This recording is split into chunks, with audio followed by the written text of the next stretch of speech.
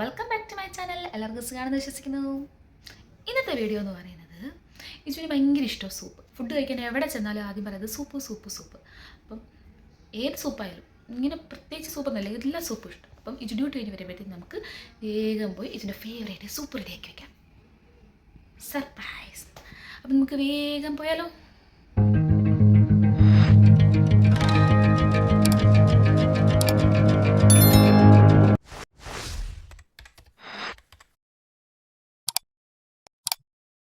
നമുക്ക് സിമ്പിളായിട്ട് ഉണ്ടാക്കാൻ പറ്റുന്ന ഒരു ചിക്കൻ സൂപ്പിൻ്റെ റെസിപ്പിയാണിത്. അത് ഞാൻ കുറേ യൂട്യൂബൊക്കെ സെർച്ച് ചെയ്ത് കണ്ടുപിടിച്ച് നമുക്ക് എല്ലാവർക്കും ചെയ്യാൻ പറ്റുന്ന രീതിയിലുള്ളൊരു ചിക്കൻ സൂപ്പിൻ്റെ റെസിപ്പിയാണ്.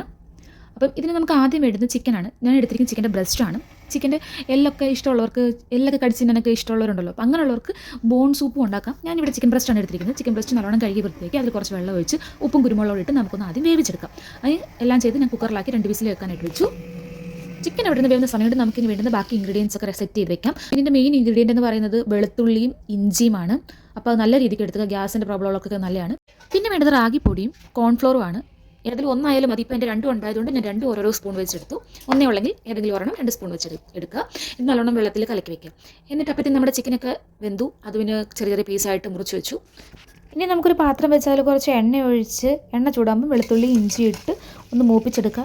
വെളുത്തുള്ളി ഇഞ്ചി നല്ലോണം ഒന്ന് മൂത്ത് പോകേണ്ട ആവശ്യമൊന്നുമില്ല, ജസ്റ്റ് ഒന്ന് വഴറ്റിയെടുക്കുക. എന്നിട്ട് അതിനകത്തേക്ക് നമുക്ക് വേണ്ടുന്ന പച്ചക്കറികൾ, നമ്മൾ അരിഞ്ഞ് വെച്ചിരിക്കുന്ന പച്ചക്കറികളൊക്കെ ഇട്ട് കൊടുക്കാം.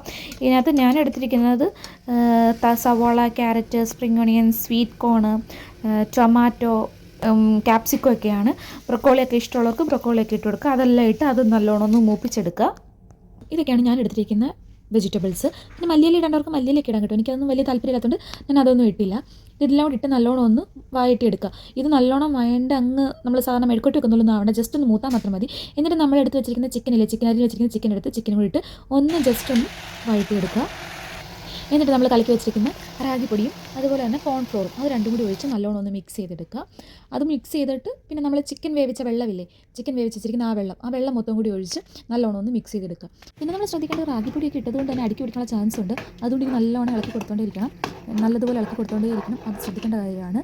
ഈ റാഗിപ്പൊടിയും കോൺഫ്ലോറും ഒക്കെ നമ്മൾ ഇടുന്നത് ഒരു കൊഴുപ്പ് കിട്ടാൻ വേണ്ടിയിട്ടാണ്. ഇത് നമ്മൾ വീട്ടിൽ തന്നെ ഉണ്ടാക്കുന്നതുകൊണ്ട് നമുക്ക് എത്ര വേണമെങ്കിലും കുടിക്കാം. പിന്നെ ഈ സൂപ്പ് ഞങ്ങൾക്ക് ഒരു 3-4 ദിവസത്തേക്കുള്ള സൂപ്പുണ്ട്. പിന്നെ ഇത്രയൊക്കെ ഉള്ളൂ. പെട്ടെന്ന് നമുക്ക് ഉണ്ടാക്കാൻ പറ്റുന്ന സാധനമാണ് ഈ സൂപ്പ് എന്ന് പറയുന്നത്.